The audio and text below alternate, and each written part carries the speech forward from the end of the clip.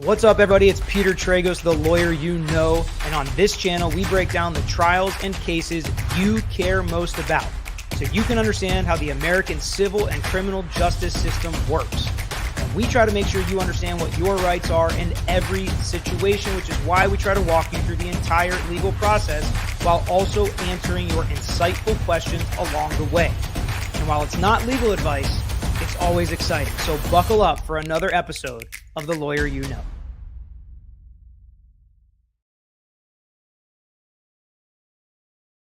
What's up, everybody? So I want to start out by saying a couple things that are obvious. Number one, there's going to be a lot of comments about two things. So I want to get out ahead of it, okay?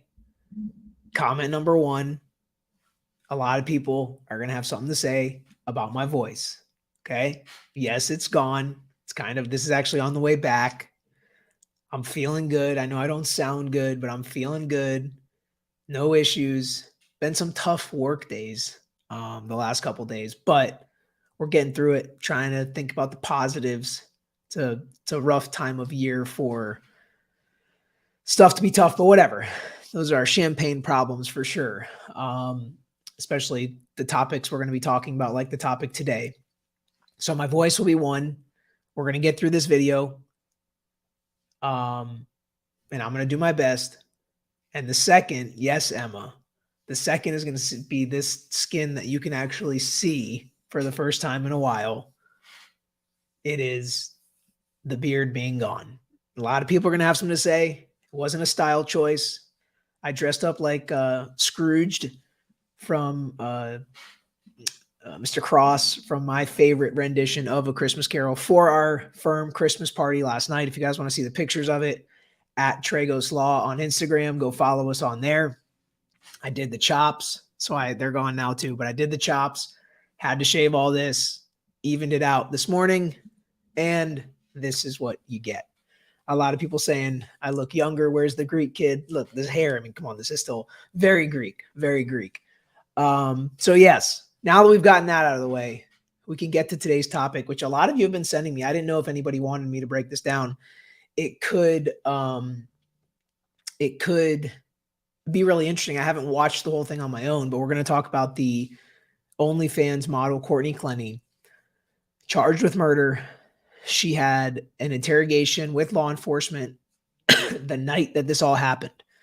So we are going to watch that together. It's 4 hours, but most of it, she's just laying her head down on the table. It's about, I don't know, an hour and a half, 2 hours of content. So we're going to do it in two parts.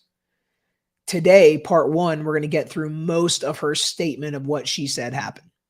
Okay? Most of it. I don't know about all of it. It's a little over an hour.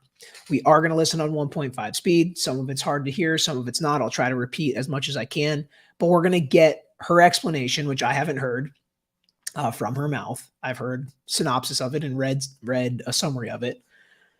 But we're going to get that. And we're going to try to figure out why it took so long for them to press charges, right? It wasn't like Sarah Boone where after her interrogation, hook, line, and sinker, they never let her go again. But this case was different. Why do we think that is? And a lot of you are saying, yes, John, it will grow back, my beard. A lot of you are saying you haven't watched this either. So this will be the first time we're watching it together. So I'm really interested in what she had to say, how law enforcement acted with her, right? Are they setting her up? I've heard some people say maybe they were smitten by her. I don't know. We're going to hear that. And of course, I will answer as many of your questions as I can. So hit that like button if you haven't already on this video and subscribe to our page if you haven't done that already. Got too many wires here out on my desk, but we are going to get started right now with this video. So let's do it. Hit the like button before the video starts, just to get it out of the way here. All right, here we go.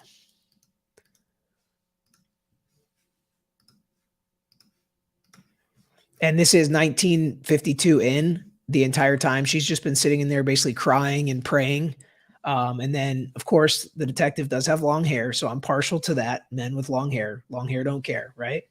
All right, here we go. My apologies for being absolutely fucking covered in blood. My apologies for being covered in blood, she says to start. Kind of weird. All right. Things happen. You can't control it. Okay. So you don't have to apologize for it. Okay? Detective Lucino. Okay. And then my partner, Sergeant Rodriguez. Okay. Today's Sunday, April 3, and the time is 7:36 p.m. Right. What's your first name? Courtney. Courtney. Can you spell it for me, please? C-O-U-R-T-N-E-Y. Okay.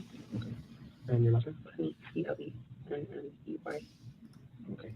What is your date of birth? 4/21/96.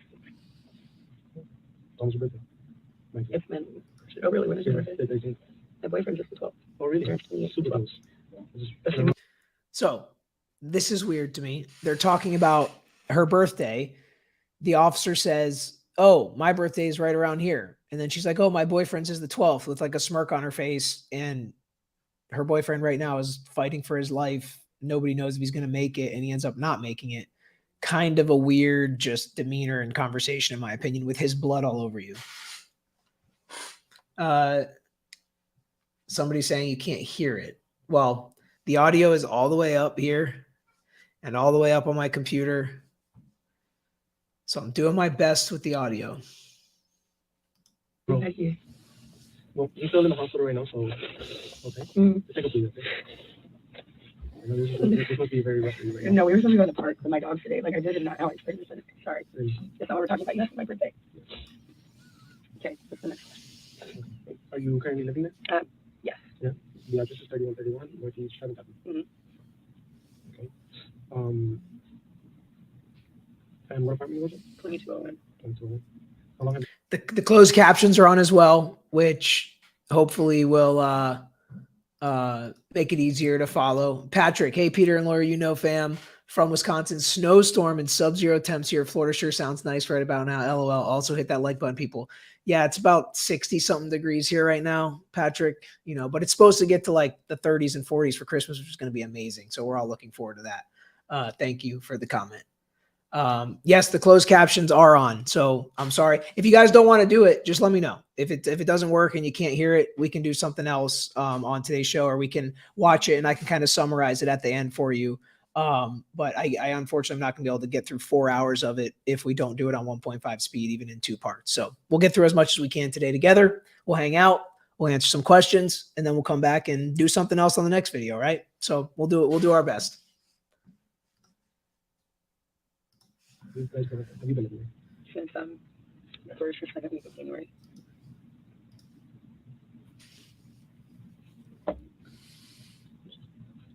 Okay. This year. 2022. Yeah, we moved here January this year together from Boston. From Boston? From Boston. From Boston. Oh, okay. When did you guys come to Miami from Boston? We visited last year in March, and we loved it, and we travel all the time together. We like, Yeah. I mean, I've always wanted to live here, so he was like, if you wanted to move to London, I want to move here. And I think maybe we should start in the US. Yeah. And he was like, that, and we did it. So, okay. How long have you guys been together? about 2 years. A year and a half to 2 years, yeah. Oh.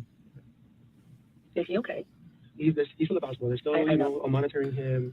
So what I have heard is throughout. So she asked if he was okay. And again, I'm going to summarize as I go. A lot of people are saying just summarize as we go, and I will do that. And she keeps asking how he is, which is good. And we're going to get maybe on part 2, her reaction, I believe, when she finds out that he didn't make it. So her demeanor is a lot, and her reactions and her responding is all going to be very important in seeing what a jury might think if they were to watch this, if she was impeached with anything that she says here, if she testifies, or if they use this video as statements made by the defendant in a trial. So we're waiting. Oh my God, sometimes you didn't even have to have surgery. Well, I don't know. They're still doing X-rays and stuff like that. So I don't know yet. I'm waiting to hear a response. That's all I have to say. Okay. So that's all we'll get to that in So she was excited he didn't have to have surgery, which is good. And but I think this cop is just kind of saying stuff to keep her in the conversation and keep her talking, because at this point she's talking to them and she doesn't have to. So I don't even know if he knows what's happening. We all know Christian Obumseli does not make it. A little bit. Okay. And once we're done, I'll go talk to them again and see what's the update. Okay. All right. So you said 1.5 years, 2 years. Mm-hmm. Okay. And you said that today you guys are supposed to go to the park. Mm-hmm. We were well, I'll just let you ask questions and I'll answer. You can tell me whatever you want. You can tell me whenever you want. Yeah, we just had just gotten back together. I had broken up with him, and then he came back the last like 2 nights, and everything was perfect. And then she got like to an argument, and I ended up getting scared, and I think that I overreacted, or not overreacted necessarily, but I reacted, and I just didn't know exactly what might happen. So they had broken up. He came back a couple days later. Everything was perfect. They got in an argument, and she overreacted. Yeah, we were right before anything happened. We were going to walk the dogs down to this park over by like the Paramount, which has like the beach volleyball and basketball court and all that. We're gonna walk over there and let my dog Ranger play soccer. That was my plan for the day, and then go. How old are you to going the to? movie. Or to go to a movie tonight. My dogs are 8 years old. 8 years old? Oh, okay. They're both of them? Yes. Oh. You've had them all 8 years? Since they were babies? Yes. Oh. What breed are they? Many Aussies. Mini Aussies? I love those. Super smart. Yeah. You guys lived in Austin before here, right? Between the first and second week of January, you guys moved to Miami. You guys stopped anywhere before coming to Miami, or did you move somewhere else between Austin and Miami, or you went straight to Miami? We started to move from Austin to Miami to just like be a burden. I enjoyed one bit, but he went the whole way, so I could No, we just stopped a bunch of places. Does he have any family? He does. He has his mom and grandma. He's closest to. Mom and grandma? We're here in Miami, or they live in Dallas. I think his grandma may still be in Nigeria, because they visit a lot, but I think that they're back in Dallas. He has a brother that lives in I think Houston. I don't know where his sister lives. Do you happen to know off the top of your head their phone number, or? None of theirs, no. No. No. Do you have it on your phone number, on your phone? Or? I think that I would have his mom on my phone for sure, and then maybe his grandma. Okay. What's his mom's name? You know, he told me. I think I'm terrible. Remembering. And I met her multiple times. I've been to her house, and I pretty bad. So I think Marine Vet Mom means OnlyFans. OnlyFans, and I guess it can be non-dirty stuff from what I've heard, but I think most of it is pornographic type stuff, and she definitely had, inappropriate type stuff on there because they're talking about it's a big thing about whether or not that's going to come in at trial. Pooh Bear said, dude, you got to post it for the YouTube fam on the community page. We want Scrooge. Will do. I will tell John to do that for sure. Tori, I'm so glad we're doing this. I started watching it, then sent it to you, and I thought I'd rather watch with the lawyer fam. Love the sort of bare face. I couldn't tell. Did she actually sign the Miranda document? I believe she did sign it. I wasn't watching closely enough. That's not an issue. She has a legitimate private defense lawyer right now, and that has not been an issue raised in the case that I'm aware of. Thank you, Tori. How many times have you seen? I think 4 times. So I'm pretty sure it's spread apart, right? Yeah. So I wouldn't imagine to remember somebody's name that easy. I'm really bad at remembering names too. So okay. How about his brother? You know his brother's name? Or? No.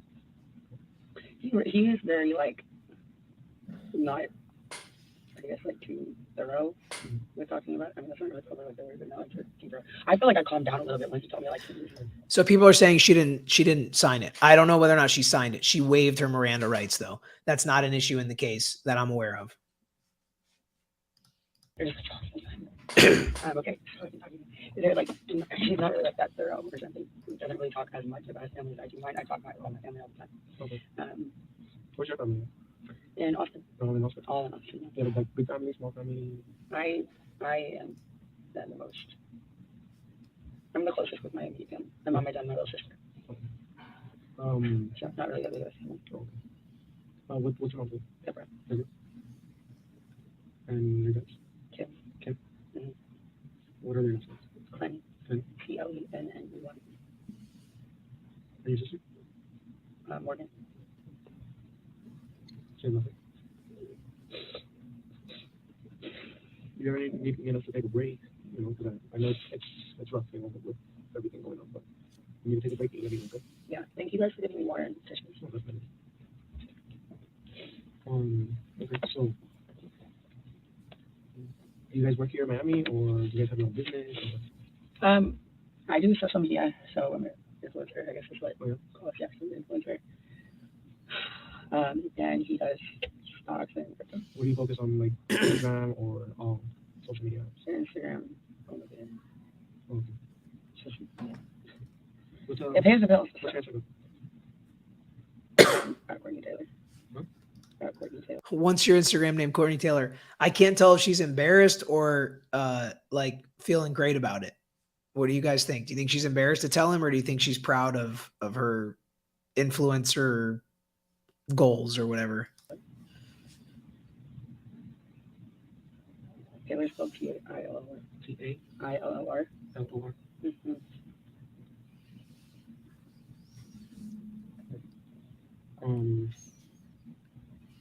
And what is it that he does? Stocks and crypto. Stocks and crypto. He just has stocks and crypto.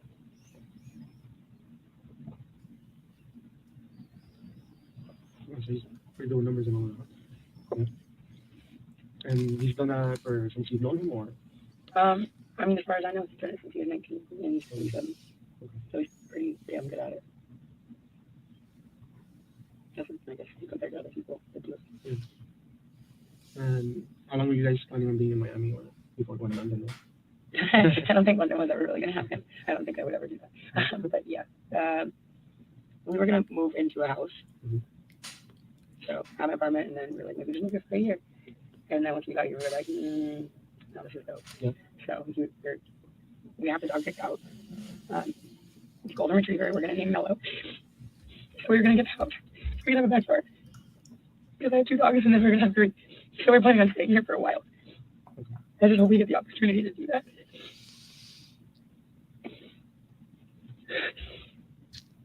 Sorry. Once again, you don't have to apologize. Hopefully I'm over freaking out and like I'll be able to see him or whatever. But I don't see it. Yeah. I will keep it together. So how about before we go into like the details of what happened today, okay? I have to swear you in and read you a couple other paperwork. It's just a normal process for everybody. All right, here we go. Here's a lot of people asking about this, so let's pay attention here. Witnesses, everybody. Okay, so So I got a chance to talk to Christian today. To? Christian. what's this? Oh, I'm the victim. they haven't told me anything yet. If I'm the victim, he's definitely the victim. What did you say? No, he didn't know his name, so he was confused. I was the one that went to see. I just assume everybody knows everything. Yeah, Sorry. no. They haven't told me anything yet. If I'm the victim, he's definitely the victim. What did you say? No, he didn't know his name, so he was. She said, if I'm the victim, he's definitely the victim. Is that what she said? If I'm the victim, he's definitely the victim. Interesting. I was the one that went to see. I just assume everybody knows everything. Yeah, Sorry. no. Will I get a chance to talk to him? We'll see once If we're done with everything, talking and with the scene and seeing what's the update with him, and then we'll definitely get you an answer here. Okay. Yeah. Okay. So this is an investigation into what do we call it, a domestic dispute, which occurred at 3131 Northeast 7th Avenue, apartment 2201. In reference to case number, Yeah, sorry. It's going to be 22 0403 002373. the City of Miami Police Incident. Okay. This statement is being taken in the City of Miami Police Department, the investigation office, which is located at 400 North 2nd Avenue, Miami-Dade County, Florida. Okay. Okay. You must raise your right hand. Okay. Do you swear to tell the truth, the whole truth, and nothing but the truth, so help you God? No, I do. Okay, have you taken any alcohol or medication or narcotics today? No. No. I have just taken medicine, but there's nothing that was my goal today. Okay, good. I actually don't know what it's called. It's new medication. Just for, What was the medication for? If you don't mind me asking. What is your level of education? Was it last grade or did you graduate? in college. In college? Okay. What college was that? ACC and Santa Monica Community College. How long of school did you do there? Approximately. It's like in each one, well, ACC about a year and a half, I think. Uh-huh. Santa Monica, like a semester or 2. Okay. That was never for me. Do you have you been diagnosed with any? I thought it was coming here, Lita, but I think it's coming soon because he's getting into the background here before they get into what happened in the event. So we'll pay close attention here to what she says. mental disability or anything like that? No? Okay. Right, let's move over to this one. Okay. You have the right to remain silent. Anything you say can and will be used against you in a court of law. You have the right to talk to a lawyer or for advice before we ask any questions. You have the right to have a lawyer with you during questioning. If you cannot afford to hire a lawyer, one will be appointed to represent you before questioning if you wish. You can decide at any time to exercise these rights and not answer any questions or make any statements. Do you understand each of these rights I've explained to you? Yes. Yeah. Okay, so he reads her the rights. She says she understands them. Okay, so there was no issue yet, in my opinion. Would I be able to talk to my father? Because he pretty much acts as my attorney. With, like, Is I he mean, an not like for attorney? stuff like this. Obviously, I've never been in this kind of Is he an attorney? No. He's just, he just, Well, we'll give you a chance. we know what to do. We'll give you a chance to talk to your father. Later. Okay. So she says, "Can I talk to my father? He pretty much acts as my attorney." The cop says, "Is he an attorney?" Case law is pretty specific that you have to be unambiguous about it.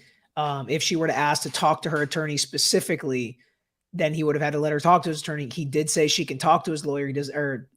He said she could talk to her dad. It does not mean he has to stop the interview right now and let her talk to her dad. He can talk to her dad later. So there's nothing that the law enforcement has done wrong, in my opinion, at this point. She has not exercised her rights, and he explained it as clearly as he needs to read it on the Miranda form, that she can exercise those rights at any time.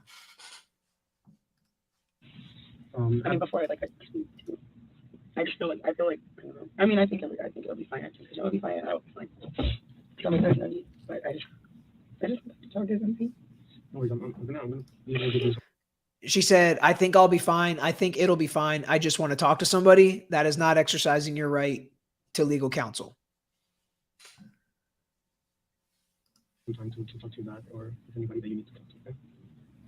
I want to go home and see my dogs, and I want to go to the hospital. Will I be able to do that tonight? We took care of the dogs. We found someone. I believe your mom mentioned that that's taken care of them before we traveled. So yeah, so we got able to get hold of them, and we're actually going to be taking them over there, just so you know. So they're taken care of. They're in good hands. They're probably actually already there now. Okay, so we took care of those. So I know we're on feed or going back and forth. We're seeing a little. I know our dog. We're all dog lovers here. All together, we both have dogs. So that's like family, and we took care. Building that rapport and relationship, right? For those of us who have now watched multiple police interrogations together, they try to build that rapport. We especially remember it from Daryl Brooks. I feel like they did a lot of it in that case. Yeah, the female officer that was over there was talking to my mom and trying to get the food. Thank God. They're in good hands. Thank you. I want to be. I want to talk to my mom right now on the phone, and I want to go shit at dogs. Am I going to be able to do that? So far right now, I can't give you an answer. Okay, we just have to go through everything. Remember, this just happened, so I can't really give you a straight answer. If I do, I would be lying to you, and I don't want to do it. I don't want to lie to you. Okay. Just as well as I don't want you to lie to me. I don't want to lie to you. We want to be able to understand everything that went down today. Okay, as truthful as we can be. Okay. Yeah. Having these rights in mind, do you wish to talk to us? Yeah. If I don't, what's I mean, it's your choice. It's your right. But at the end of the day, I mean, she pretty clearly says, yeah. He says, after hearing these rights, do you wish to talk to us? She says yes. She has answered the question. In my opinion. Now, more could happen, of course. we just want to figure out what happened. Okay? We just want to hear your side of the story and what occurred. So we can piece this together and come to an understanding. Yeah? And Cheryl Vrabel, you're right. But we still do. Yeah, fortunately, we weren't there. You were, so there's no better person to talk to you. And it took so long. I don't know what I honestly, was such a blur. I was on the phone with my mom. I don't know if right over here. Yeah, you can read it. Take your time, read it again. this is why I would like to call my dad and say, can I just do this, or should I have to get a lawyer? Because I realized, like, She says, I want to call my dad and ask him if I should get a lawyer. That's not saying I'm not going to talk to you because I want a lawyer. She has waived her rights already, saying yes. Now she can exercise them at any time and saying, I'm not answering questions. I'm going to get a lawyer. But what she has done so far still, in my opinion, has not exercised her right. how very serious this is. Like, I was sitting there in a freaking puddle of my boyfriend's blood, begging him to, like, please not, like, fucking give up on me. Like, man, like, this is fucking serious. So, I mean, I don't think I'm necessarily in trouble, but, like, I just would like to I mean, Can I just talk to? I mean, I have this happened, and the whole situation happened, and I haven't talked to anybody who needs anything. I understand. Right now, okay, well, you know what? What? No, just. I've never been in this kind of situation. You can talk to him later. Because, but before I talk to you guys, why can't I talk to him before him? well, because I would like to understand what's going on. I know, but like if I say, hey, is it cool if I sign a constitutional rights waiver when my boyfriend has like. Not a lawyer. Yeah, if you're an adult, if you were Well, minor, he would be the one who would. He were handles under my 18, lawyer too. If you were under 18, then yeah, I would provide you a phone call to your father. But you're over 18, so. I don't feel like it. I don't know something. I get you. I don't feel like it, she said. Patrick Mott said, I bet watching these kill you as a defense attorney, probably screaming in your head, stop talking. I've never seen one go well. Whether the person's innocent, guilty, not guilty, whatever it may be, I've never seen one of these go well for the person that the cops think did it. Clearly, the cops think they did it. They don't always get it right, and that's just a fact, and even cops would agree with that. Southern Mama, the way you're doing it is fine. Also, if you can't check your email before we leave here, I already did check my email, and I'm trying to do I'm going to try to work on a cool post. It was amazing. It was so awesome and thoughtful, so I appreciate that email so much. It was a little spin on the 12 days of Christmas that Southern Mama put together. So we'll look at that. I feel the same way with my parents. You know, I still go to them too for questions that they've dealt with in the past. Okay. You know? My dad handles I'm so freaking out right now a little bit. Like I wanted to go to the hospital and I wanted to just call my fucking mom. And I know that I do not get that right.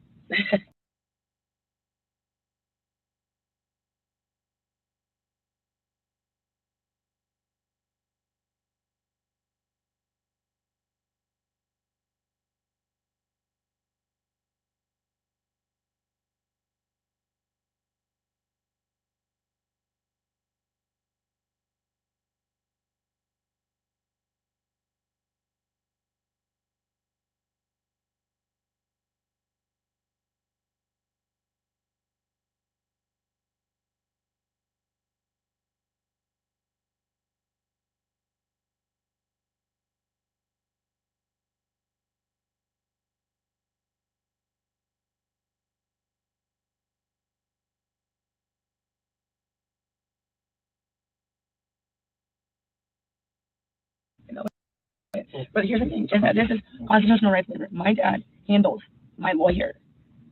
I'm not going to take a court-appointed lawyer. My dad handles my lawyer. I would not be calling my lawyer. So my dad is the first person that I call, if that makes sense. I've never been in a situation like this where somebody's in the hospital. I've never. Gosh, you guys, this voice is killing me. I hear you. I hear you saying I'm muted. I hear you. Golly, this is brutal. It's been brutal. I know. Elaine. All right. I'm back. We're back. It's because I don't want to cough into the mic. All right. We'll do that again.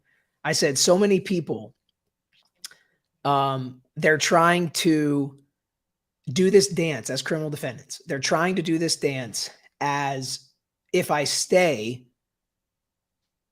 and talk to you, am I going to be able to go home later? Versus if I cut off communications, am I going to be stuck here and get arrested? So when we talk about this and they're asking these questions, because Bodhi asked, can she just leave? No, she can't just leave. I think if she would have cut off communications, they would have arrested her. They didn't say that, but that's why criminal defendants do this dance. I've never seen it work out well for them, but many times if they start to lean like I'm going to cut off communication, then the detectives will lean in and say, okay, well, we're going to have to arrest you. We're going to have to put you, in prison now. And then they'll try to go back on exercising their Miranda rights. But in reality, then that's where it gets really gray. And usually they don't ask any more questions. Once you've exercised that right, ask to talk to a lawyer, or exercise your right to remain silent. Yeah, I'll just leave it unmuted. I'm not going to mute myself anymore because that's brutal and that's annoying. And you guys are the best, and thank you. And actually, more people joined as opposed to a bunch of people leaving when that happens. More people joined, so that's cool. You guys are the best. So Valerie, that's the interesting part, right?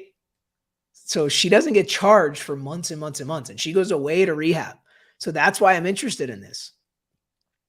They don't cuff her, book her, and charge her right after this, right?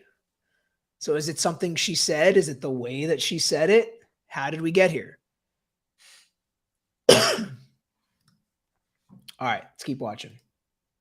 raw, you know? I mean, it's your decision at the end of the day.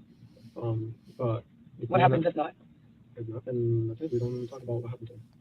We just have to take the stories that we've been told from the people next door and previous situations. So there's the lean, right? There's the lean. She was trying to figure out, if I don't talk, can I just leave? And he's like, well, then we're just gonna have to take everybody else's story. And that's like a hint. If we just take everybody else's story, what do you think's gonna happen? Do you think you're just gonna go home based on what everybody else said, or are you gonna explain to us? Because right now, all we know is, we've got a body, we've got blood, we've got the situation. You were there. It's not a whodunit type of case. So if we don't get your side of the story, what do you think's going to happen? And try and narrow it down to what happened today. You got a much better picture, a much better idea. I have not, but I'm looking forward to seeing what happens. Coming from you folks here today, than us trying to piece it together From other people as well. There's no better story to get than yours. So which is why we prefer it from you. But like you said, it's your decision if you want to or not.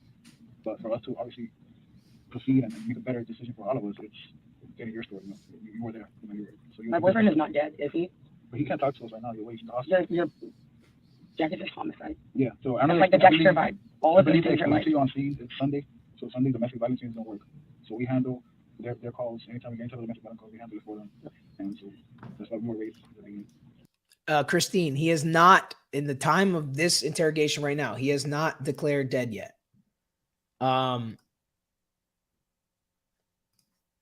Chickenhead Peak Neely, we have snow for Christmas in the rain forecast. Happy Christmas and Merry New Year and Happy Hanukkah. John, agree, Peter couldn't she state she wanted legal counsel, then call her father without telling the police who she contacted, aka loophole? She could absolutely say, I want to call my lawyer and call her dad. She absolutely could say that. The point is, you got to use the magic words and be like, no, I'm exercising my Fifth Amendment right. Don't leave it up to chance. Don't be vague. Say, I want my lawyer right now. I'm exercising my right to remain silent until I talk to my lawyer. Then maybe I'll talk to you after I talk to my lawyer, but let me talk to my lawyer first. That's really what she should have said. Can I go and come back? No, unfortunately, we can't. Steps. Once we handle this, we'll go to the next step. Is there a chance I'm going to go home tonight? I don't have a definite. Okay, well, I'll just. So the time is I need to. 8 p.m. So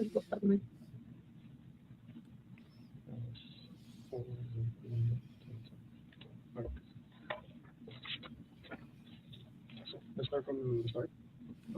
You guys just will take out your dogs to the park, right? And then what happens after that? Like I said, a little bit blur. Yeah. I was doing laundry Mhm. and watching a Christian Miranda or listening to a Christian Miranda video, and tried to call my mom. She didn't answer the first time, and then he came back with a Subway sandwich. Before he left, he recited exactly what I wanted. And I said, I'll text what I want to you. And he said, I know what you want. And I said, no, you don't. You recited it to me before you left, and he got it perfectly right. Okay.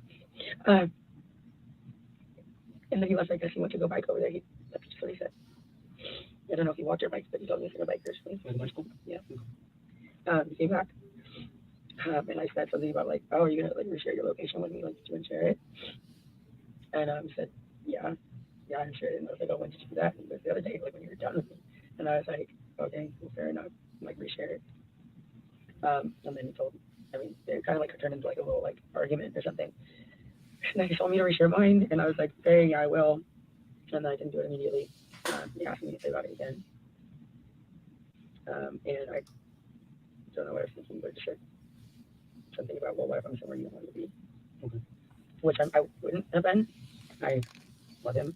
But just like, maybe you don't want to know where I am. I guess maybe they'll just like hurt him because he was pressing me. And he ended up pinning me against the wall. And then, I said like choking me on the floor. It's just like, they're looking at my neck, and I was like, I'm not saying like choking me like, whatever. But he had my like neck, like a butt, and this happened twice before. All right. So in a self-defense claim like this, she is now explaining the force, potentially deadly force, that Christian Obumseli, the victim in this case, was exercising against her. Okay. So that's what she's explaining here. Pinning her, choking her, grabbing her. Where I couldn't breathe and I was on the floor. I could not breathe. And I don't think that he was trying to kill me, but I was scared And all 3 times I have been scared. I don't think he was trying to kill me. All right. So when we get into her mind, what was she reasonably thinking? Not that he was trying to kill me, but that she was scared. And is it still potentially deadly force? So yeah, I'm on the floor. Thank you, Debbie. And woke me up. I'm on the get my mom on the phone, and I'm just trying to remember. I get my mom on the phone, and I remember she was standing like against the couch. Like we were obviously it was a big deal at this point. So this happened like over by the door, and somehow moved like over in the living room. We were standing by the couch, facing toward the kitchen, and I was in the kitchen. And then he just like I could see like all the whites in his eyes, and he was like coming at me. And so I grabbed one of these knives my mom got me for Christmas. I grabbed one of them, and I was like, I swear to God, I swear to God. It was just like I mean grabbing me like, don't come anywhere closer to me, because earlier I was having 2 other times I couldn't fucking breathe. I'm sorry, I couldn't breathe, and it's very scary. And I just think like just like this kind of thing where I was saying like, do you know if he's okay? If he's choking me and he's angry. This has happened multiple times before. Also important facts to law enforcement and to a lawyer and to a jury. So she's giving us details that are really important. Now, whether they can be corroborated or not is also going to be important. And Ellen, not Sarah Lee. I don't know if you're aware. I assume you are, but Rich Cat Ranch is the best welcoming committee. Ellen, I am more than aware. And not just that, but she also has a great podcast on her own and YouTube channel. So you should go check it out. Rich Cat Ranch. Check out her YouTube channel as well. She's great. And she's so welcoming and nice. Enough. He might this is different, I think. But if he's like choking me or like pinning me or something, I can't breathe, he might go too long. So I grab my knife. I said, don't come anywhere closer to me. I had absolutely no intention of using it. I'm on the phone with my mom, and he's coming at me like he's going to grab me to the phone. I grabbed my knife as he was coming closer with no intention of using it. So I guess to scare him or keep him away. Now, if we're taking this as a self-defense claim, is this her warning? Like, hey, you better get away from me. You know, some of them are gun cases. Hey, you better get away from me. Or like the knife or something. And so I was just like, I was like, don't come any closer. Coming at me, and I threw it. And I meant for it to go. How far away was he? So I was by my fridge, and he was like by the edge of one of the chairs of the sofa. Okay. Like Comparing to what empty. I'm trying to think in my head. I'm trying to make the. Was it closer than I am? No, this is further. Or like the length of his neck? No, further than that. Okay. Oh well, if I said, yeah, you're right. It was more than 50. It was definitely further than that. So you mentioned closer. That's a lot smaller. Yeah. It was further than that. Okay. So then you were and by I the fridge got and he hit. was by the couch? You were by the fridge and he was by the couch? Yes, I was And then- in front of the fridge. He was by the couch, And then behind my island. then what kind of movements did he make that you at the moment? He was gonna walk up, Running at me. running? Okay. Well, charging, aggressively walking, something. What was he doing? Like, was he doing something with his hands, or Doing it out his hands up. I couldn't tell you. was he yelling at you at the time? Yes. Yeah. What was he saying? Well, I'm supposed to help. Just put my hand up, so I really need to like. So. Yeah, I remember one of the things, but I don't think it's relevant. No, go ahead, tell me. It might be relevant. It might help me understand a little more. He said, why don't you go find one of the fucking guys in G-Wagons? Because I said something about that when I broke up with him like a week ago. Out of anger. I didn't say it, but Why don't you go find one of those guys? Is that what she said that you like? Or G-Wagon? I couldn't really hear what she said, but basically she's saying she said something nasty to him in anger, and maybe that's going to be something he responds to. if I want that, because I love him. Uh-huh. But that was just one of the things that you said. Was that at the moment that he was charging you, or earlier in one of the arguments? It was before he choked me. Yes, it was before he choked me. Okay. Or whatever. So he gets So no, not right then. I couldn't tell you exactly what right then. so But I swear to God, I was scared. I mean, after like what I was scared, and I was on the phone with my mom. It was still happening. Yeah. I was scared. So you told me that he had you against the wall at one point, right? With his hands over your neck. Mm-hmm. And how did you end up from the wall to the ground? Let me go. Uh-huh. Let me go, and then I started swinging on him because I've been against the wall. Okay. I started trying All right, let me go. And then I started swinging on him, is what she said. to hit him. Yeah. And then He dropped it to the ground. Or did he lift you up, or did he grab your hair? Did he just kind of like rotate you onto the ground? I really couldn't even tell you. He pushed you? if I could have like been given all these questions, you know, I could be like, maybe let me just think about it. Or when I'm trying to remember like a whole situation of where I was very upset about something, which I've learned in therapy or whatever, it's like write down like all the details so you don't forget. Just like write it all out clearly so that it makes sense to you and makes sense to somebody else. But I haven't had a chance to have a pen and paper or my phone to like write down exactly what happened, and I haven't even like fully thought about it. So honestly, my answer is I don't. So he has you on the ground. You end up on the ground, and he has his hands over your neck, correct? Yeah. Yes. Oh, and then was he saying something to you at the time when he's on the ground on top of you? Or? He was saying something like gritting his teeth. I don't remember what it was. Like what? He was saying something like gritting his teeth, like with the right in his hand, but I don't remember what it was. Okay. And then he at one point he stops, right? Sorry. And what, you get up, you go to the bedroom, or what do you do? I get my phone from the kitchen. I got my phone from the kitchen. I called my mom. I was talking to her, and then he was following me around the apartment and acting like, I mean, just like after, right? Not, I mean, we shouldn't be together. You guys have a history of domestic violence? Yeah. You say you've been together how long? Sorry? Almost 3 years. Almost 3 and a half, 2 years. So how many incidents do you think you've had? I don't know, but we shouldn't be together. You say 1 or 2, or just too many? Oh my God. Oh my God. I haven't touched my ankle. It's like, what? Like, I just want to take a shower, God. Okay. No. We can, I'll get that. I'm not trying to interrupt the. No.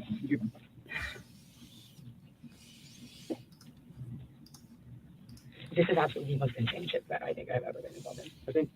Awesome, Michelle. What'd you say? I think that if anybody goes through this type of situation, it would be pretty insane. Okay. You said. Well, have you made a report before? No. You've never made a report? Oh, I did in Dallas actually about a year ago. And he was detained. What happened there? He had questioned me in the lobby, but it wasn't like. So from the cop's perspective now, okay, we're hearing a history of domestic violence. She's reported him before in Dallas. He was detained, she said. They shouldn't be together. He's choked her. He's pushed her down. He's done it multiple times. She had to grab the knife to keep him away from her. So from their perspective, that's what it sounds like at this point. Deal, and they made it a huge deal. And he ended up getting taken to hospital or jail or something. Yeah. Which I don't think it was necessarily, but yeah. And then also I've been arrested for it as well. Vegas in August. And also, oh yeah, I've been arrested too. So he and I each had one. Okay. What happened in Vegas? We just got in an argument in the hotel room, and what I guess made them arrest me was that I said I had thrown a glass at him, like a glass of like a drink. Which I think until that point it was like fine, I guess, like I didn't whatever. But they asked like, yo, did you throw something? Because I guess they want to say you throw it at him, and I said, yes, I did, because like I guess whatever. So yeah, they went up and I guess they asked me about it, and I said yes. And they said okay, well, that's DV or battery or something, not assault or something like that. And so I got arrested, and I was held for 12 hours. That wasn't fun. Yeah, those are the two incidents. I don't know what the incident for him was. Like, about how many incidents have you guys had here in Miami since January? Like how many times has the police been called to your apartment, or you called to the police? A lot since January. Okay. Police have been called once because I called them because my boyfriend was threatening suicide. Okay. All of this is important to context, especially about decisions law enforcement's making, right? And all of this is going to come out in the trial about what this relationship was like and how it had gotten physical. And so she maybe knew worse was coming, is what she can say reasonably in her mind was happening. I'm sure they're records of that or whatever. I don't know how. Why was he threatening suicide? I don't remember exactly what the situation was, but he had taken a knife. He grabbed it in front of my face, and then I got scared, and he was kind of waving at me, but it wasn't for me. And then he took it into the extra room and slammed the door. And he had a history of self-harm, so I was kind of just like, okay, well, let me go in there and chase him, regardless of whether or not what's going on. And I tried to open the door, and he wouldn't open the door, so I got really scared that he was doing something in there that I couldn't control, so I called the cops. And he wasn't very happy with me about that, but I was really scared. Did he say anything that he was going to do to himself, or? And he threatened it many, many times, but I don't remember what he did right then. Does he suffer from anything? No, that's what he told me. Yeah. And then by the time they call police. Okay, and then this, I mean, the police were called because of us, actually because of us, twice. I mean, if I'm being correct, it was that time when I called, and then this time when it was obviously absolutely necessary. Okay. Oh, I was the one who called 911. Because I was literally asking him, what is our address? What is our address? Because I could not think straight. Baby, what is our address? Today? Yeah, so yeah, it was today. Oh. Okay, so there was that one. But the cops have been up there one other time yesterday for absolutely no reason. Absolutely not. They harassed, not the police, but security guards from obviously the young security guards. Okay. Came up for no reason. Bothered him, bothered me. I was about to go to school. I said, So we have all this history of domestic violence, and then like they came up for no reason. It's like, well, people probably hear you guys arguing. We know from other court dates that they have recordings where they were screaming so loud that people outside the apartment could hear them. So, you know, this is one of the things that would make me kind of side eye her a little bit if I was listening to this as an investigator, or if I was cross-examining her. This is somewhere where I would dig in. It's like, well, which is it? Did you have a tumultuous relationship, or, you know, was everything fine and people just thought from the outside that it was, you know, a violent relationship? So that's interesting to me. Take a second. If you haven't, hit that subscribe button. We've been following this case. We're going to continue to follow this case. This is part one. We're going to hit most, if not all, of this interrogation in two parts, most likely. So if you're interested in this case, let me know by hitting that like button and subscribing to our page. they said, do you want us to kick him out of here? And I said, yeah, but y'all have been letting him up all week when he hasn't had a key. Yeah. But I mean, no, do you want us to call the cops? No, it's fine. Like, I didn't want him to get arrested. Like, there's no reason for that. And so, whatever. So I said no. And then he, I guess he just wanted to call the police or something, because right after that, he goes, well, we saw you shove him, which he was referring to downstairs in the elevator. My boyfriend had followed me into the elevator, and I didn't want him to come in. So I go, stop following me. And I did this. And we were like, I mean, Christian will attest to a lot of stuff. Yeah. Christian will attest to a lot of stuff. Unfortunately, he was never able to. And we hear about the elevator. I'm not sure she's describing the same event, because I think there were multiple events that happened at that elevator. And we have seen a video of an exchange in the elevator, and it was not just a innocent, you know, pushback of her, right? It was a lot worse than that. So if, you know, they are not privy to this information at this point, but once they see it, you can kind of start to understand probably not a proper explanation of what happened. But that just didn't happen. So it's like he moved from Christian to me. It seemed like he just wanted to cause trouble. Yeah. So the police were involved yesterday when there shouldn't have been. And then I think there was like one or two times where I don't think the police were called, maybe security, when, well, if you're talking about police, that's definitely the only time. Sorry. Okay. Security, for sure. Because of arguments, or and what do you guys usually argue about, or is it always a different issue?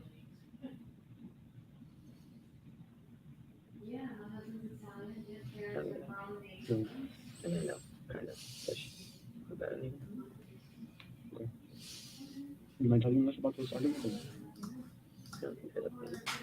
I cannot remember everything, so I don't want to remember part of it. Safe gender related? For sure, for some of it, yeah. So you think you can tell us the story one more time, just so I can make sure that I didn't miss anything? Didn't you write everything down? No, you're writing it down. But I just want to make sure that you can explain to us one more time the story. Okay. Well, I mean, you can see how I am. Okay. Well, he went to go get me Subway. We wake up, broken up. I broke up with him about a week ago. My mom came into town. She was in town because of it. And I told her, like, anyway, she came into town because of this. She was there for about 6 days. My boyfriend was freaking squatting in my elevator, like, little room. But I didn't want to take him out because he said he wanted to go sing. I'm like, okay. I eventually felt like, okay, I got the sense of control. You can go home. Day she goes home. That crap with the security guard who I guess just had an agenda. That happened yesterday. Security guard had an agenda. Wonder what that means. Chow, is it normal to ask to tell the story again? Sometimes, especially if there's a lot of details and maybe they want to see if it's consistent, especially when she's in this heightened state of hysteria basically at this point. So it's not unusual, but it doesn't necessarily happen in every interrogation that I've seen.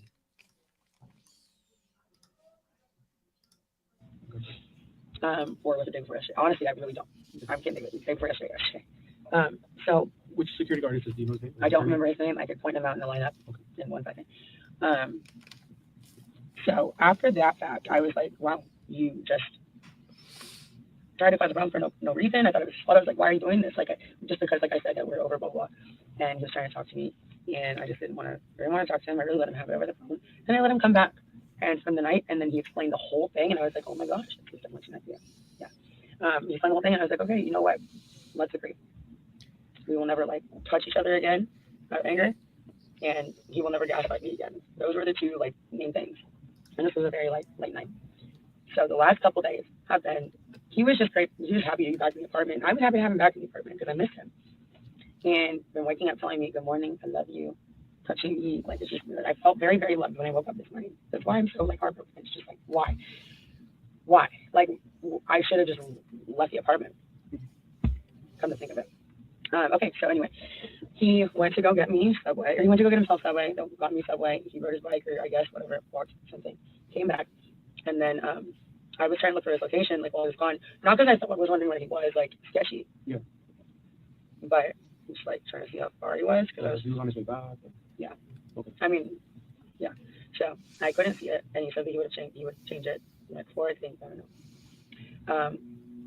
And he was like, he asked me if I would change mine back, and I said something along the lines of what? Oh, I said something. I'm staring at yellow paper because it's in front of me. I cannot read one thing, so I don't know if you think like it. No. Okay, so Subway. All of that to me tells me she is trying to figure out, I don't want to say work the system, but she's trying to figure out what she needs to do to get out of here. So she keeps asking certain questions. She's looking at his paper. She's asking what the other guy's writing. She doesn't sign the Miranda waiver. She asked to call her dad, not the lawyer, but I do think she's trying to navigate these waters to try to get out of here. It definitely feels like that. Bodie, no, I don't think I've ever yelled in court. Maybe gotten loud explaining something, but I don't think I've ever yelled. I nonstop talk all day, every day. Everything that I do involves talking, so I lose my voice a lot. As a kid, I did too. Pooh Bear, I'm feeling okay, but thank you so much. And thank you everybody for your concern. But this is enjoyable to me, right? Learning, kind of hanging out, taking an hour break in the middle of the day. I cut a lot of my calls because my voice going in and out for my clients may be difficult for me explaining some difficult things. But for you guys, I figured you'd want to hang out, even if my voice is kind of annoying to listen to. So I appreciate everybody that's here and listening to it and dealing with it, because I'm sure it can't be the most fun thing to listen to. So I appreciate it.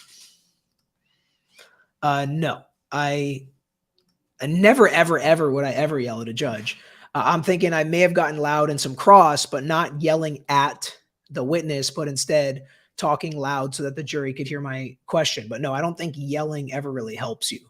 I think the only time I can remember yelling is like in a closing argument when I was quoting a 911 call or something like that, where someone's yelling on the phone. That's the only time I can remember yelling.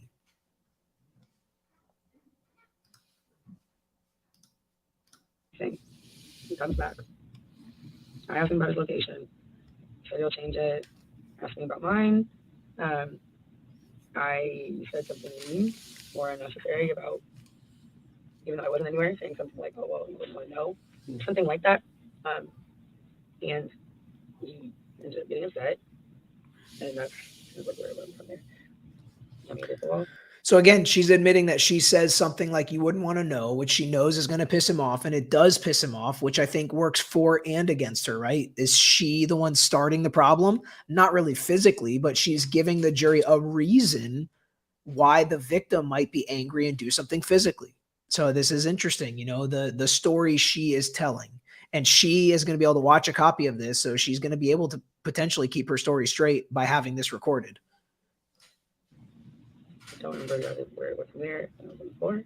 Let me go. I called my mom. So he had you against the wall, you was holding by the neck, right? Yeah. And then he let you go. You start swinging at him, and then he ended up putting you on the ground, right? And then, when I was up against the wall. I mean, when he had me like this, I was just trying to get it off. Yeah, trying to get it. But it wasn't. I didn't feel. You felt the pressure. It wasn't a long time. Yeah. It wasn't a long time, and it wasn't extremely hard. It was kind of just like, I don't know. I don't know if that makes sense. Okay. And then he put you on the ground after that. Mhm. And then you said something that you don't remember what you said. Gritting his teeth. Okay. And then he let you go. Yes. Okay. And you got up, and then what happened?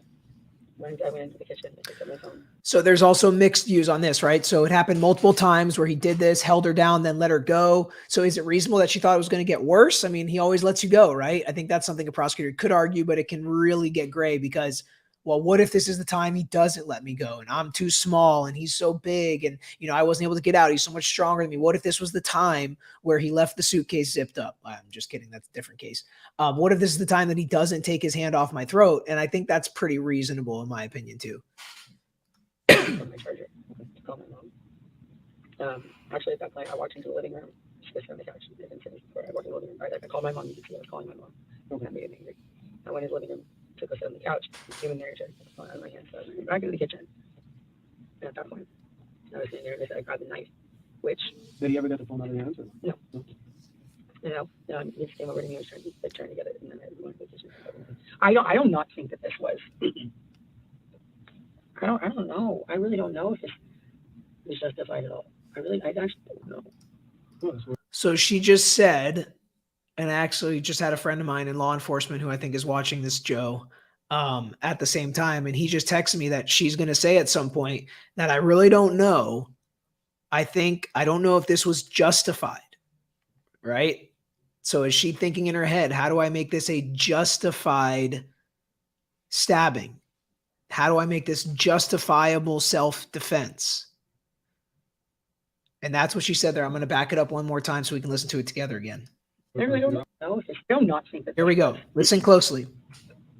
I don't know. I really don't know if this is justified at all. I really don't know. I really don't know if this is justified at all. Very interesting. Even in her own words. So when they argue to the jury that this was a justified self-defense, the state's going to be able to say, even she is trying to make this argument and she can't convince herself. In closing argument, that's a line I would use. They're trying to convince you. They're trying to put all this together, but she couldn't even convince herself on the day that this happened that this was justified because she knows it wasn't justified. That's the kind of argument I would make if I was the state. I actually don't know. Oh, that's I weird. really don't know because I know I was scared, but I really don't know. So you got the knife. I grabbed a knife. I grabbed a knife and I said, I know I was scared, but I don't know. If I was the cop, I would have let her keep talking there. You did not need to jump in there and stop her from talking. I would have let her keep talking. like pretty much just like talking and pushing me. And then said something, and then I just threw it. And I really. How exactly did you throw it? Did you just throw it like that? How many times? No. How exactly did you throw it? Like you threw it like this, or kind of like flung it at him overhead, or how did that? Oh, I just flung it. You just flung it over your head, or from like this. So from like. Yeah, this is good for the cop to get details. How did you throw it? Like this, like it's now lawyers can't always do this same exact thing, but right now it's open-ended. There basically are no rules. She's talking to you freely. She's waived her rights, which is another reason why it's a problem. When you get deposed or you get asked questions in court, there are rules. There are things you can't ask, ways you can ask them. Lawyers, they're objecting if it's improper, but she doesn't have any of those protections now because she's waived them. But she's like, yeah, I just flung it like that. And so, I mean, the medical examiner we know says no way she describes this throwing could it have caused the damage that it did cause in this case. And especially when you see her, we're going to rewind it to watch one more time. She's like, I just flung it like that. It's like this. How did that even go straight? How did that go into somebody? That doesn't make any sense. Like at least like a baseball or like a football or something where you threw it to give it some force.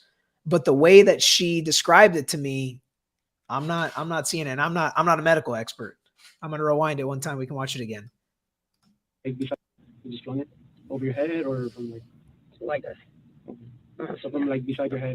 Yeah. So not like like I'm holding it like this. This is not the knife. The blade. Right, the blade. I'm not. I just for dang sure did not stab him. I for dang sure did not stab him. That's what she said. I for dang sure did not stab him. That would be insane. I mean, I didn't even think that this would touch him. That would be insane. I for dang sure did not stab him. That would be insane. Okay. Knowing what we know now with the expert for the prosecution and from law enforcement saying that It was a stab wound because of the angle of attack, how deep it went, what happened after the blade entered, and it could not have been thrown. You connect that again to her own statements as a lawyer and saying, she said, I for dang sure didn't stab him because that would be insane. We agree. Except that the evidence shows she did stab him and it was insane. I mean, there's a lot of material in this little part that the prosecutor should play in their closing argument. But I mean, I have him. Here, let's listen to it again. Right, the blade. I for dang sure did not stab him. That would be insane. I mean, I didn't even think that this would touch him. But I mean, I thought that I would scare him. I would scare him by just grabbing him. I thought I would scare him by just grabbing him. I didn't even think it would touch him. That's what she said. Yeah, but that didn't work. So anyway, comes at me and then I just flung it. And I was kind of just trying to fling it. When you threw it, when you flung it, how close was he at that time? I mean, I said 10 feet, but if this is 10 feet, it was definitely more than 10 feet. Okay. And I mean, if somebody goes in my apartment, they can see how far it was. Yeah. But I didn't. So now she just flung it like this, for dang sure didn't stab him, and it was definitely more than 10 feet, more than she's sitting from this detective. Danielle, salutations from Boise, the Blue Field. P.S. You should totally cover the Rick and Morty rendition of Georgia versus Denver, Fenton, Allen. I have no idea what you're talking about. I'll have to look that up. John, so the fact that she wasn't arrested right away gives her a huge advantage to get her story straight, right? Will she testify? It doesn't give you a huge advantage when you've already got all this recorded the night that it happened. So you're stuck with this. So it better be the truth. And if it's not the truth and they can prove it's not the truth, you're pretty screwed. Tori, I would not be thinking about justification if I stabbed my man. I'd be so upset I wouldn't be able to talk. Does using that type of language help or hurt her? It depends, Tori, as you know. Are you the juror? Because it sounds like you would listen to her say that and say, are you kidding? This is the remorse you have? But somebody else, maybe who's a little colder, would be like, yeah, whatever. I would do this too if I'm trying to save my butt or if I'm telling the truth and I'm trying not to go to prison or whatever. So it really depends on the juror and how it comes across to the juror, as so much does. Is a juror going to believe her? It sounds like her tone and the way she's saying it to you would make her less credible to you, which is important because you're a potential juror. Not wanted to actually, I mean, injure him. And what did he do? What did he do after you flung the knife out? Did he walk around or did he fall right then and there, or what happened? He fell down. He fell down. Yeah. He didn't walk around or anything like that, or still try and chase you, or what? This is all important as well for medical experts, right? So what happened after what we know the damage the knife did? She says she threw it. The evidence is it's seemingly showing that it was not a throw. And so what did he do after? Was he able to walk around? Did he fall straight down, out right away? And how she describes that is going to be important, because there's one way to just react and tell the truth. There's another way to try to think of how to make this sound best for you. So we'll see. No, You know what the knife is? Okay. And okay. And what did you do after he fell? I ran over to him and grabbed him, and like it was just like a blur. But I ran over to him and I grabbed him, and I just said, "Oh my God, what do I do? What do I do?" Like I'm like the worst person around. What do I do? And he said call somebody, and I was on the phone with my mom. He said this? He said just call somebody, and I was like, okay, I'm on the phone. I said, Mom, what do I do? And she said call 911. I think I called 911. I actually don't remember. That's obviously the easiest thing now to look at. I really don't remember.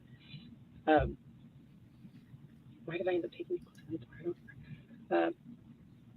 I think that he walked closer to the door because we ended up closer over there. I think, yeah, he fell down close to the couch. Yeah. There's probably blood all over that white couch. And yeah, I bet you anything everywhere. We somehow ended up over like by the extra bathroom in our like little like laundry closet. Yeah. And there was like he was just bleeding a lot. And I was and they said put pressure on it. Because I'm just thinking, I was like, he kept trying to lay down. He kept trying to lay down. And it looked like he was losing. And like, oh my God forbid I fucking lose Christian. Like, I'm so okay with like us breaking up at some point or now, Bobby, or whatever. I don't give a shit. But God forbid anything happens to him. God forbid. So, yeah. So I just like, he just kept trying to lay down. And I was like, please, fucking Christian, please don't do this. Please don't fucking do this to me. He kept sounding like he couldn't talk or something. Like he was just like, listening to this, wait, open your eyes, open your eyes. I was talking to him about his mom and his grandma. And it felt like everybody was there. Every second was like a freaking minute. Yeah. Because I was like, he was going so much pressure. I'm just like a freaking idiot. So I'm like trying to keep him upright because he keeps trying to lay down. I'm thinking blood flow, right? He's like, you don't want to lay down if you're losing blood. That's what I would think. And he's saying just put pressure on it. So I don't remember what I got, but I got something and I just like put it on it. And it was like holding him and he kept trying to lay down. He's a freaking big man. So I was trying to hold him up and push it into him. Was the knife stuck on him or somebody pulled it out? No, and I thought about this while you guys were outside. I was thinking, why did it start bleeding so much?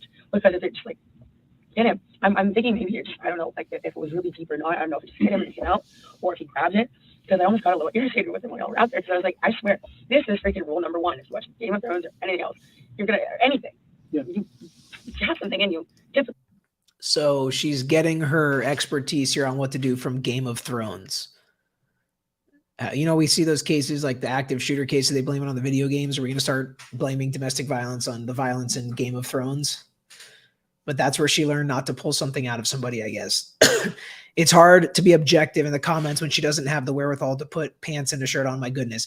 To be fair, she came from the scene. That's what she was wearing. His blood is all over her clothes. They didn't take them off. They want to preserve them. But it does remind me a little bit of, was it what's the movie with Steve Carell where Mark Wahlberg, Date Night, where he's like, all right, why don't you shirt up and we'll meet each other in the living room or whatever, because he's walking around with his shirt off the whole time and Steve Carell keeps telling him to put a shirt on. Tori, how does the JD win for men and DV help the jurors see the case differently after the elevator footage?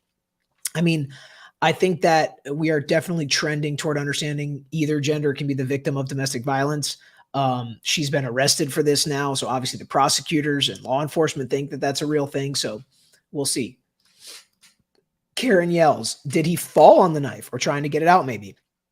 It seems like she was saying something like that. And that's how it could have maybe been jammed in. It could affect the way the medical examiner did the report. But now it sounds like she's saying he laid on his back and wanted to pull it out and put pressure on. I'm not positive really how she's describing this Game of Thrones explanation. Well, that right. I'm not going to I do. So I kind of got a little irritated because I was like, I was just assuming he pulled it out. But I don't know. Maybe it just fell out.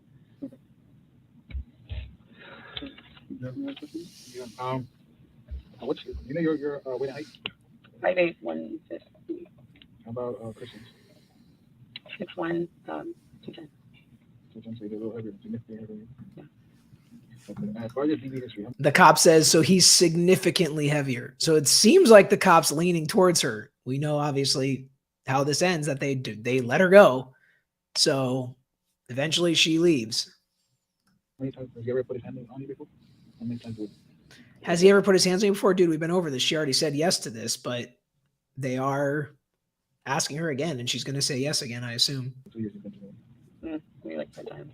5 times. He's put his hands on her. I believe this is the 3rd time he's done it. As far as the neck and hands on your neck? No, I mean, it's hit me in the head before. I don't remember when that was. I'll just leave that out because I remember there was a time when he hit me really hard in the head and I was kind of discombobulated, but I can't even remember when it was.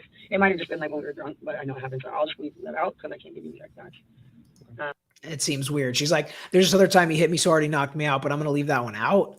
It just seems weird, right, to me. It seems like she's trying to convince them that she's not guilty and that he's the aggressor. And I think it actually, for the most part, works until they get the other evidence, right? Until they get the other evidence to put the full picture together. So maybe this is one where talking yourself out of it does work, except at the end of the day, it really doesn't because they use these. So even when it works, it doesn't work, right? That's a theme we can learn from this. Even when it works and you don't get arrested on the spot here and charged on the spot, it doesn't work because if you tell things that can be disproven and they have them on record, then it makes it easier to convict you than if you would have said nothing.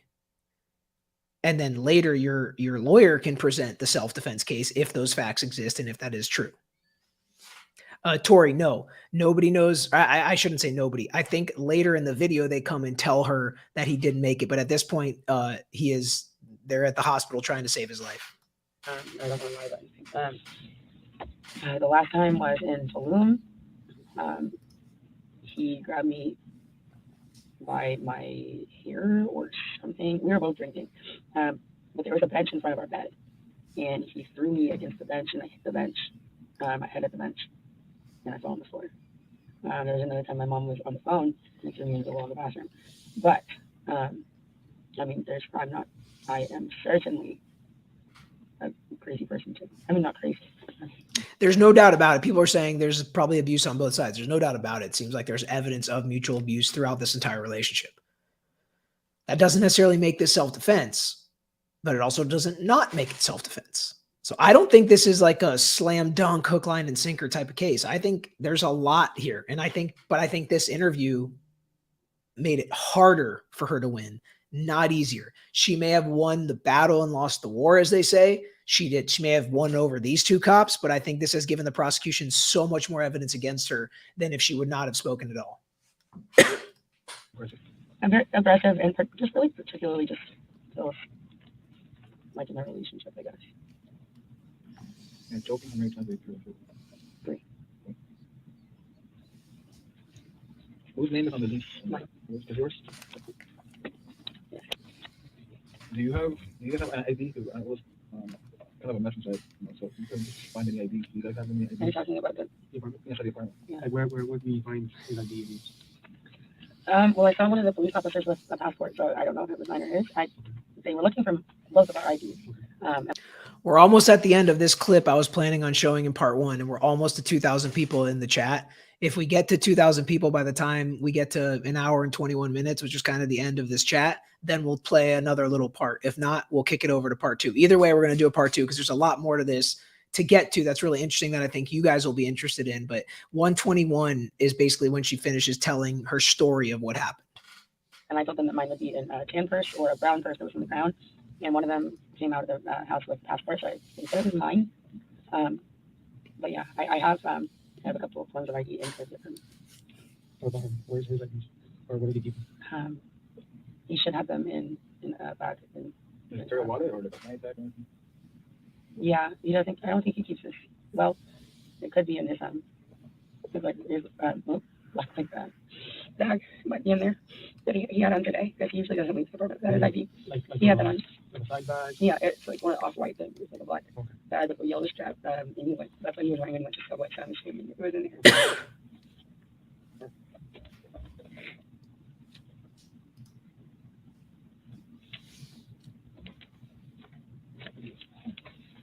Will I be able to use the restroom?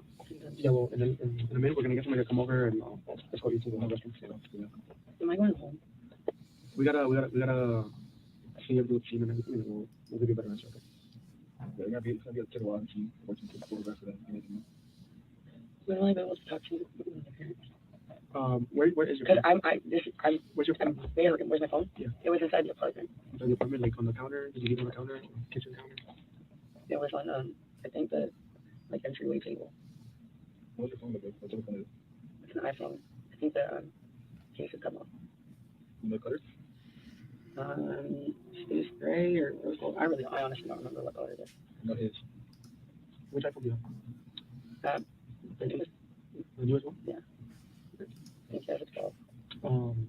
And who do you have your And phone I don't company? remember what color his phone is, but he has a red case. Who do you have your phone company? AT&T, Verizon. But I know my family's numbers by heart, so I could call them without. What's your phone? 745 3582. Okay, what's your social? It's muted for her social security number. When will I be able to change out of these bloody clothes? We're I was gonna- holding him while he was bleeding. I mean, my toes. We're gonna see if we can find something for you, and then She was holding him while he was bleeding. See, she wants to get out of the clothes. It's not her that wants to be in this outfit because a lot of you were kind of hating on her for that. we're gonna see if we can find something for you, and then bring it over, okay? Find something for me? From your house. Like, change over. What? I just want to change my own clothes. I want to Yeah. take a shower, change my own clothes. Just give us a minute so we can get everything in order, and then we'll... Whoops. While he was bleeding. I mean, my toes. We're gonna see if we can find something for you, and then we're gonna see if we can find something for you, and then bring it over, okay? Find something for me? From your house. Like, change over. What? I just want to change my own clothes. I want to take a shower, change my own clothes. Just give us a minute so we can get everything in order, and then we'll come back with you some 2 weeks. Okay.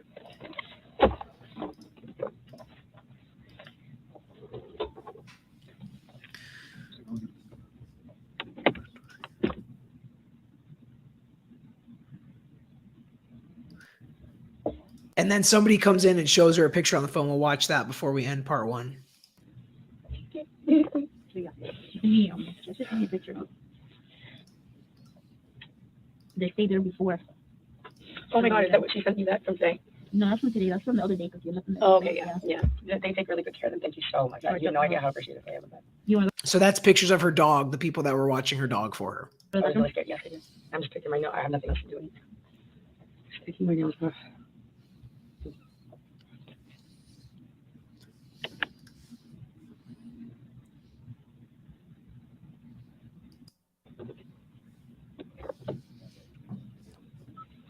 And we're right at about 2,000 people in the chat. So we'll do a little bit more, a little bit of overtime today, a little bit of overtime, because this is really interesting to me. In the parts that I skip ahead, she's just kind of laying her head down there, not doing much. But I think this is where she gets an update on Christian, maybe. Almost done. Okay. Is there an update on Christian? The other detective's working on it right now. Is he okay? We're gonna check. We're trying to reach the officer at the hospital. We have an officer and a detective there, so we're gonna try to reach them and see what updates we have. As soon as we get them, we'll let you know. Okay. All right. So we have to obviously go inside the house, the apartment, photograph everything, document everything, pick up any evidence with the knife. So there's 2 ways we can do that. We can get a search warrant, which it's a based on authorization from the judge to give us permission to go into the house. Or we can do a consent form. Consent form. So this is, they're like, hey, we want to search your house. If you give us consent, it's nice and easy. And basically we like you. If we have to go to a judge, then we'll be mad and it takes a lot longer. So they kind of obviously put the pressure on, can you just sign this consent form so we can search your house? Let's see what she does. It's a much faster process. So you give us permission. And, it'll honestly kill time by a good 3 hours. So, again, we're not going to take anything else not related to the team. We're here for whatever happened today, to document that, photograph that, and that'll be pretty much it. Okay, this is what a consent form looks like. You can take the time to read it. I put in your name and what we'll be doing, and then if you agree with it, you can sign and date it. And like I said, it'll just help speed up the process as well. Okay. We're also speaking to your mom. One other detective, a few of us. One of the other detectives, the one that helped the dogs, she's speaking to your mom as well, so we're updating her so she's aware. Okay. So there you go. She signs a consent form for them to search her house. This is also more evidence of her waiving her rights, right? So asking to talk to her dad or whatever was not invoking her Fifth Amendment right to remain silent. She wasn't telling them she can't search her house. She was cooperating. She voluntarily and knowingly did this, and her signing that, I didn't know that she did this till right now. Her signing that is just more evidence of that, which is probably why we haven't seen this become a big issue in the case. Okay, today's date is 04/03/2023, and the time right now is 9:12 p.m. So if you want to read it, I'm not going to read it, go through it. Basically what I said, we're going to start going to apartment 2201, and photograph and document the apartment, collect any evidence in regards to the incident. Okay, which will occur today, use your name, and obviously that's pretty much all we're going to be doing today. Okay, so we'll be doing that, and eventually make everything a lot faster. Okay, so just give us a few, we'll come give you an update, and we do the rest more anything, just let me know. We're recording either way, so you can just call us, or we're not going to do it. Recording here? Yeah, we have recorded, so we have tape recorded and audio recorded. Oh, I've been praying a lot in here. No, I thought this was not, but we do have the cameras as well. Yeah, I've been really going through it, and I'm honest. Can I just tell you a concern of mine? Yes. I mean, I don't think it's a very big concern because I made it very clear I was in like a pool of Yeah, I was able to holding him. So it's everywhere. I mean, like there's still wet blood on my ankle. So when I mean, it's like a long time ago without anything. So I'm like crossing my legs. Is that gonna like make any difference? And I mean, she's like taking photos of my hands and whatever. Yeah, they're gonna come photograph. I just don't want to like soak anything that like. No, they're gonna come photograph you, and they're gonna give you. Okay, it is like a hazmat suit. They're gonna give you that temporarily. So they'll be coming out within, I would say, the next 10 minutes, and they'll give you one. They'll over that photo. Okay. Give me a few minutes, and as soon as we're there, update, I'll come back in. Okay. Thank you.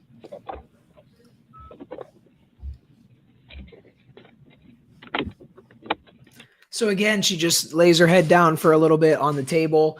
Eventually they come back and they start photographing her and photographing the bruises and stuff like that. I'm going to kick this up to 2 times because it's mostly just them taking pictures of her.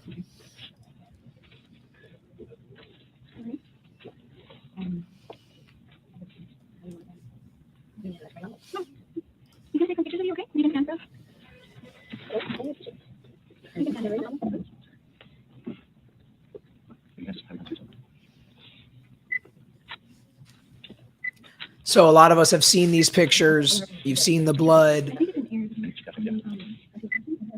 but they also get to the bruises, and she shows them the bruises. And a lot of you pointed out, why are there bruises on her arms and on her legs, but not on her neck? If they were there long enough to develop bruising on her arms and her legs, why not her neck? Or if they weren't on her neck yet because of what happened, then why have they already developed on her arms and her legs? Are those from different events? You know, so all this kind of has to add up.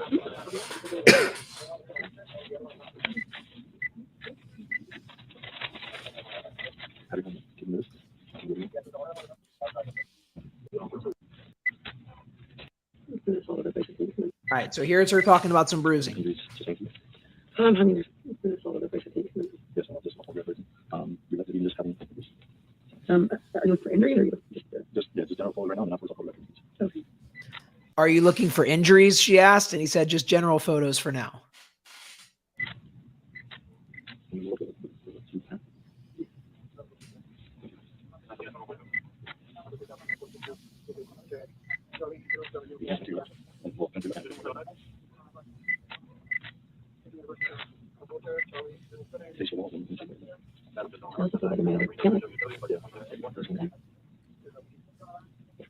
Can we start to my leg? Is it good enough? I'm feeling something wrong.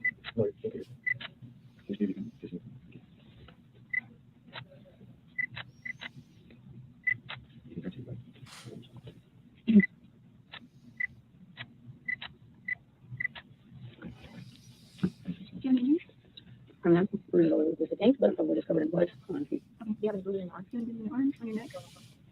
She said I have bruises all over the place. Yeah, not bad. Usually there's just bruises like on my arms and my legs. Yeah, on your arms right here. You put your arm down so you can get, you can turn that way so you can get on your arm. You can look that way. You can get it on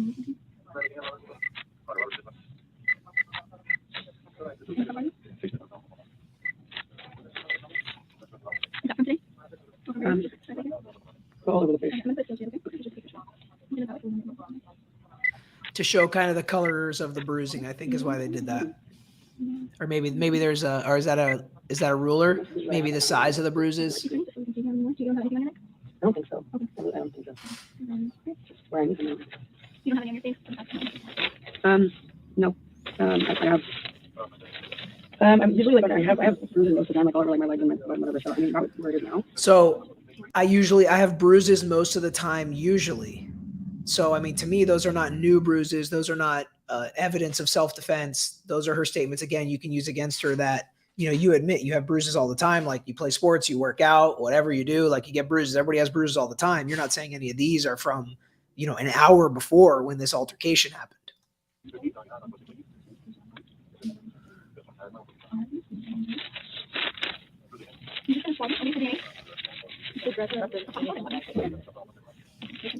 Swabbing her for DNA now.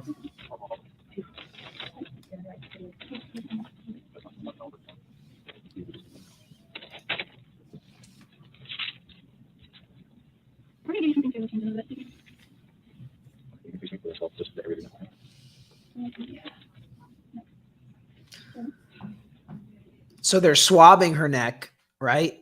But there's no injuries. There's no mention of any injuries to her neck, but they are swabbing her neck for his DNA. But I mean, his DNA is probably going to be all over her, obviously, I would think.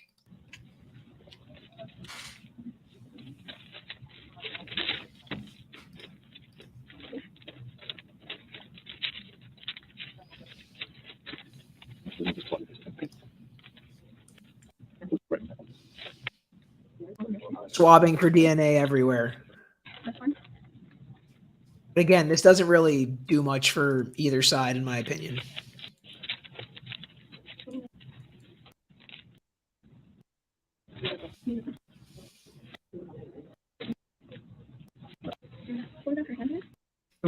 I quit picking them up. I was missing a lot already. Shooting about 3, but they just come up so easily. There are a few in here. A couple more. I just don't. She does tell them. I mean, she's at least giving the appearance of being honest and forthcoming and working with them. She's like, I was picking off my nails because I was nervous. So there are a few of my nails in the trash can if you want to check that for DNA.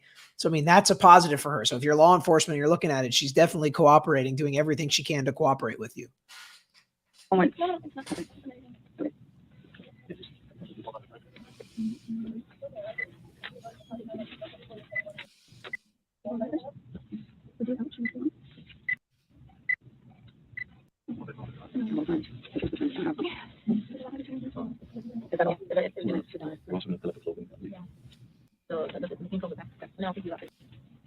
I change the therapy, just doing it just so you get my number.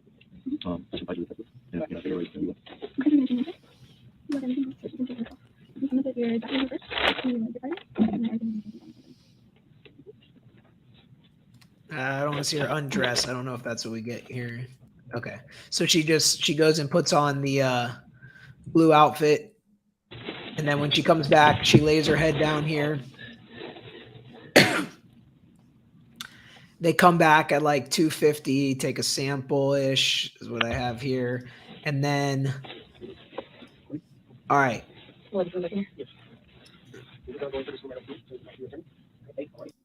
So she comes back in at 3:25. And this is where we're going to end part 1. Okay. So, yeah, this was wild. A lot of information, more interesting for us because we know she didn't get arrested right away. We'll talk more about that on part 2. Get your questions in for part 2 for sure. Lita asked, could she have asked for a court-appointed attorney and then hire her own attorney later? Yes. It's really invoking your rights. That's important. Yes, she could have done this, and people do this all the time because you have to be declared indigent eventually. This is a long process, but yes, she could have asked for that. Okay. Thank you for the 2,000 people that joined us to watch this. That was pretty wild. And yes, Sarah, I ended it at that part specifically because there's still a lot to come. She gets the news of what's happened to Christian. The end of this, there's a little bit more explaining in here. So we are absolutely going to hit part 2 of this, maybe tomorrow. We'll see. If nothing pops up between today and tomorrow, we'll hit part 2 tomorrow. But as always, if there's content you guys want to see, let me know. Send it to me on Instagram and Twitter at Tragos Law. Here is our handle. Yes, Amanda, I will. I have been drinking tea and I will drink some more tea. So thank you for that. And thank you for everybody that hung with me here. I know you said my voice is not annoying, whatever, but I know it's more annoying to listen to somebody that sounds like this, but you guys are the best. So I appreciate that. Zom, thank you for the super sticker. We'll go out on this. Hit that subscribe button if you haven't already. Like this video on the way out. Love you all. Merry Christmas. Happy holidays. We will talk again, hopefully before Christmas, but if not, you're the best. Talk to you later.